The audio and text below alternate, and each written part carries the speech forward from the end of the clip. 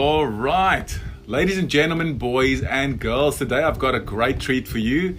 The amazing and one and only Michael Sims has decided to kindly join me on our first ever video podcast on Property Chat with Pete.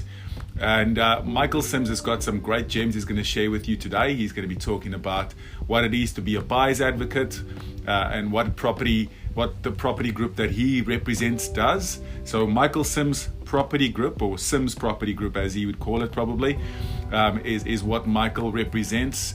And he'll be sharing a few nuggets with us about why people choose to go with property advocates or property buyers or buyers advocates, if you will.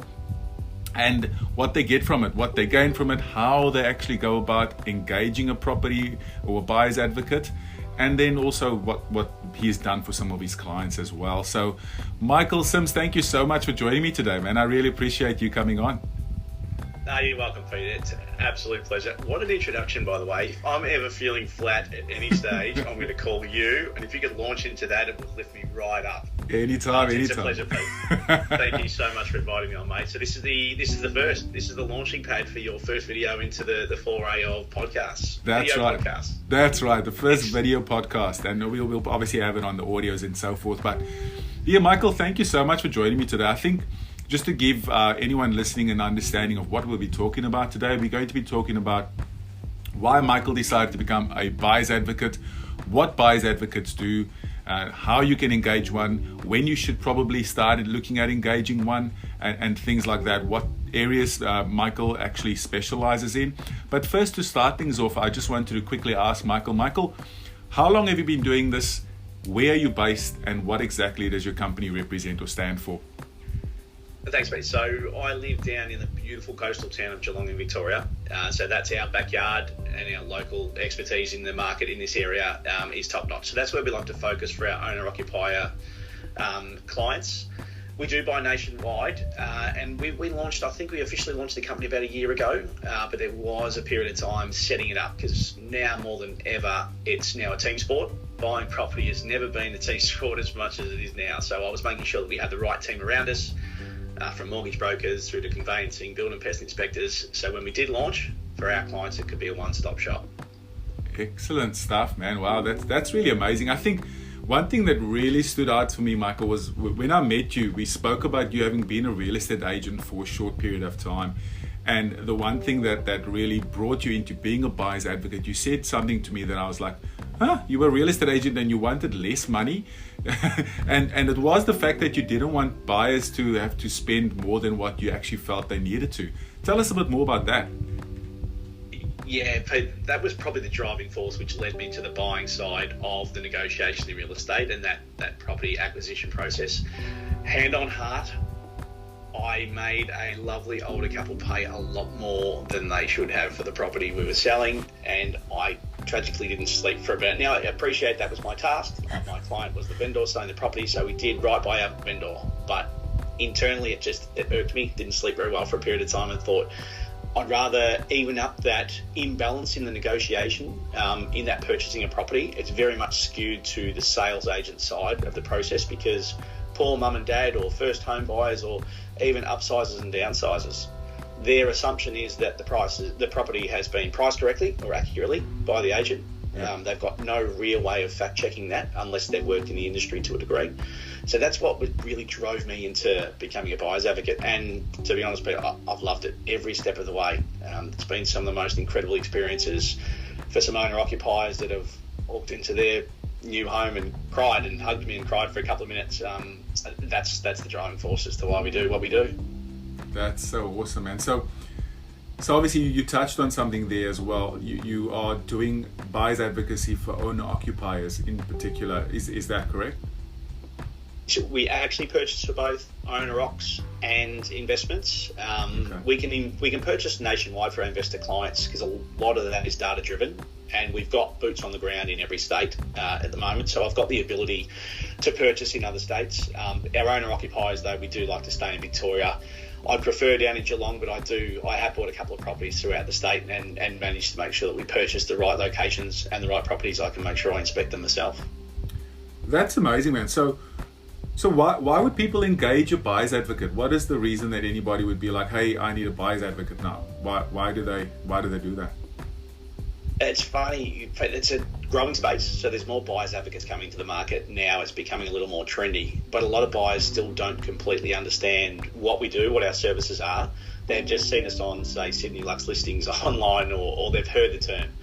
But our mantra is to make sure that the client, where sole focus is on the client journey, and to make sure that they, A, get their time back, so they don't have to worry too much about searching on realestate.com for 4 hours and going to a million opens and auctions.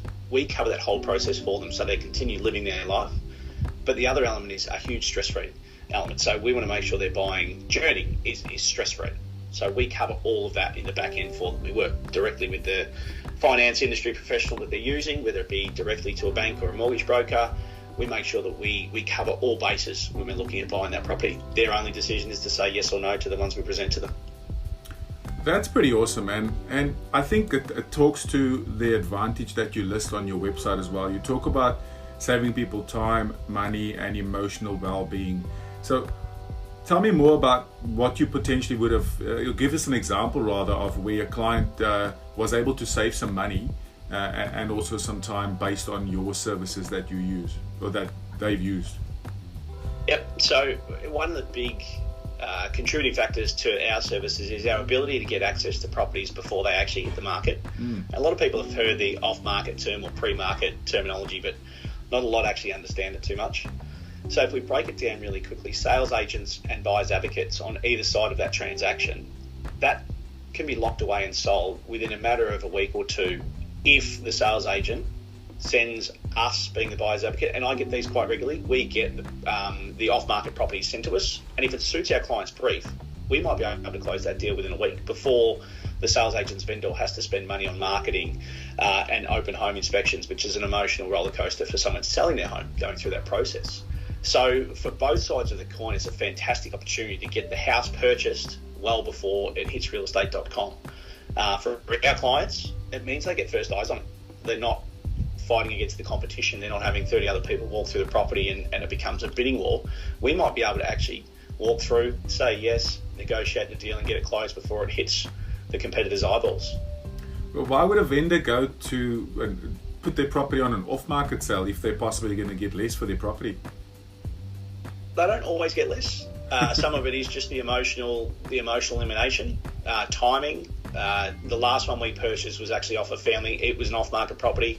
The vendor had 2 young kids.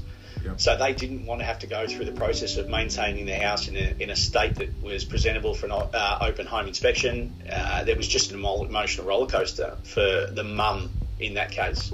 His dad worked quite a bit, so we were able to take that property off their hands. They got the price they were after. We understood the value of the property. It's probably another advantage that we have over your mum and dad home buyers is that we understand the value of the property because we put it through a valuation process. So when we go to negotiate the price, we understand exactly what it's worth. If the vendor is asking for a price that is far too high, we just move on. If they're willing to come down to where we think the market value is, then absolutely we might be able to negotiate a deal there. Or even better, if it's a little bit of a fire sale, we can get a win for our client because we can't get emotionally invested. So that negotiation process with the sales agent is completely different. They can't get us emotionally invested and make us pay more than it's worth because for us it's a business transaction. We are fighting for our client. Our sole focus is our client, which is the buyer. Okay. So you represent clients on the off-market space, but you also would represent clients in an on-market space as well. Is that correct? Yep, absolutely. Not every off-market suits the brief that our clients have, which is totally fine. And then we go through the market and we scour the globe, depending on what we scour the market depending on our client's brief. Yeah. And when we are able to identify one or two that we like, that's when we'll launch into our negotiation process and or auction if it's a auction purchase. Okay, yeah, because I was just going to say auctions can, having been an auctioneer myself, can sometimes be very daunting for people where they may be sitting there with millions of dollars, but they're so afraid to put their hands up and spend it that they just sit there and oftentimes miss out only due to their probably maybe sometimes dislike of the auctioneer even. I've had someone not bid just because they didn't like the auctioneer's style. It was like, I don't want it anymore. He's too pushy or whatever. It's stupid, but it's the reality of what sometimes happens. where someone like you can come in and take out that feeling of disgruntlement or whatever it might be they may feel towards the situation or the atmosphere, because a lot of people come in with strategies that they've been taught through agents. Maybe they've got a buyer's agent themselves and they sit in there and the buyer's agent's bidding on their behalf. So what would you say the benefit for someone would be in that scenario to work with yourself versus doing it themselves? Firstly, I reckon you would have been an incredible auctioneer, just by the way. Thank you. I reckon you would have been fantastic. I as a buyer's advocate, would have hated purchasing off you because I reckon you would have been on fire. I loved it, yeah. I'll give you two quick stories on this one, Pete, because it actually shows both sides of the coin. And you mentioned people have strategies if they're just going to purchase by themselves and they're going to stand in the crowd at the auction, often nervous. It's emotional. It's an emotional roller coaster. I had one occasion very recently where I was actually just a witness at this property. I wanted to know what it went for, and I wanted to also get a gut feel of how the auctioneer handles the auctioning process, because I knew that I was going to be purchasing off that auctioneer at some stage in the near future. So I just wanted to get a gut feel of how he called it. And after the auction finished, a lovely young lady come running up to me. I was wearing a suit because I always like to make sure that I'm presentable. And she was in a bit of a panic and was talking to me about how she could get inside to negotiate. It had been passed in. Yeah. And I said to her, had you been bidding, were you the highest bidder? And she said, no, I was waiting till the very end. And I just put my head in my hands. I said, I mean this respectfully. Don't wait to the very end. It's one strategy that people seem to think is a great strategy. We'll wait and we'll swoop over the top. Yeah. A lot of them don't understand that the legislation states the highest bidder, if the property is passed in, gets to sit at the table and negotiate a sale price. Correct. And if you're not the highest bidder, you stand there with your hands in your pockets and pray that they don't get a deal done inside. So for us, and our strategy is to make sure that we are playing. Yeah. We want to make sure that everybody knows we are there to purchase. We've got a plan in place. We know exactly where our ceiling is. We want to make sure that we are quick, aggressive, loud, and in all honesty, trying to bully a few out of the market. But again, we know what the property's worth because we've done the DD, we've done our due diligence before we turn up on a Saturday. Yeah. The other story was I saw a lovely gentleman, middle-aged, Peter, and he stood there and he was the highest bidder, and then the auctioneer, and then I won't mention any names, but the auctioneer did a fantastic job and got that gentleman to bid on top of his bid. He just bamboozled him and he was confused. And I stood there and I went, oh my God, you need help. Please, you need some help. They're just two quick stories and examples of what we've seen at auctions, where we would be able to help those sort of clients and make sure that at the end of the day, the deepest pockets gets the property, to be completely honest. It's whoever's got the most money. But there are some tactics and strategies we like to use to at least give our chances to have a better chance of winning that property. Absolutely, Michael, and you're right in saying that the deepest pockets gets the property at the end of the day. But just like you said there, that lady that came running to you saying she's got more money, but she didn't bid, and it's a public auction. You can't go back and say, oh, sorry guys, we just had a latecomer. Let's just put it back on again and get the ball rolling. Sorry, it's too late. You've missed your mark, and that's unfortunately sometimes what happens. I guess it's the story of many people's lives, and they've had this great idea potentially that came up in their mind, and then suddenly that Uber Eats comes out. That's happened to me. I thought of Uber Eats years ago, but I didn't do it. Don't tell me that. Yeah, I promise you, I didn't do it. And it just sat there in my mind, and I spoke to a few people about it and just let it be. And then next thing you know, Uber Eats and Didi and all that. I mean, I could still come in and compete with them potentially, but you know what? It's one of those things where if you've got an idea and you've got something going, if you don't know how to do it, you need to get out there and speak to someone who actually knows how to do it, who knows what they're talking about. Otherwise, all you're going to do is you're going to miss an amazing opportunity potentially, and then shoot yourself in the foot because of the possibility that you missed. And I think I actually spoke to a few people as well this week about the opportunity gap that happens when you don't actually buy a property that you want. The longer you take to actually buy that property, the further apart you and that property becomes. If you find something you like and it ticks most of the boxes, yes, you don't want to just settle for whatever you want, but if it ticks 90% of the boxes, why would you want to wait? And I guess that's another thing. How do you handle clients that come to you and say, oh, I've got this wish list, and then they end up not buying consistently? How do you actually handle that scenario? Because I know that might be a bit of a challenging one for you. It is, and it's a challenge that we actually really like. we meet so many people, and everybody's different, and we love that aspect of every unique client's brief that we get to deal with. And we've had situations where some clients didn't purchase, and we presented about 5 or 6 that actually suited the bill. I'll be completely honest, Peter, we've had one client where I said, we may not be the best fit, and I'm quite happy to end our agreement and put you onto someone who might sort of suit you for the buyer's advocacy side of things, because we honestly presented every possible opportunity that suited, and 4 or 5 of them were absolutely bang on, and I was pulling my hair out internally. But you always have to make sure the client journey is absolutely fantastic. And I spoke to that client's financial planner, mortgage broker it was at the time, and the mortgage broker had said, I think he's just fearful of pulling the trigger, which is what we'd identified. So the next couple, before I actually let him go, the next couple I was a little more forceful, and I said, I think this is the property for you. But sure enough, they managed to find a couple of things that didn't suit them, which is totally fine. And then we decided that we'd part ways respectfully, and I'm okay with that too. I mean, at the end of the day, the clients, we're just client focused. That's all that matters to us. Their journey is a fruitful one. We try to find them the best property at the best price for them. It doesn't mean we always buy a property. So yeah, we're happy to end the agreement, and they moved on. Awesome.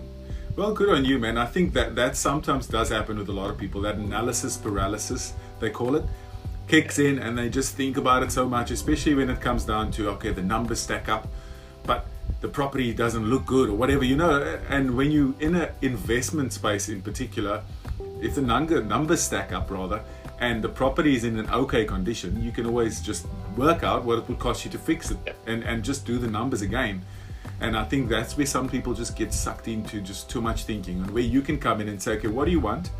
Let's put the notes down on what you want.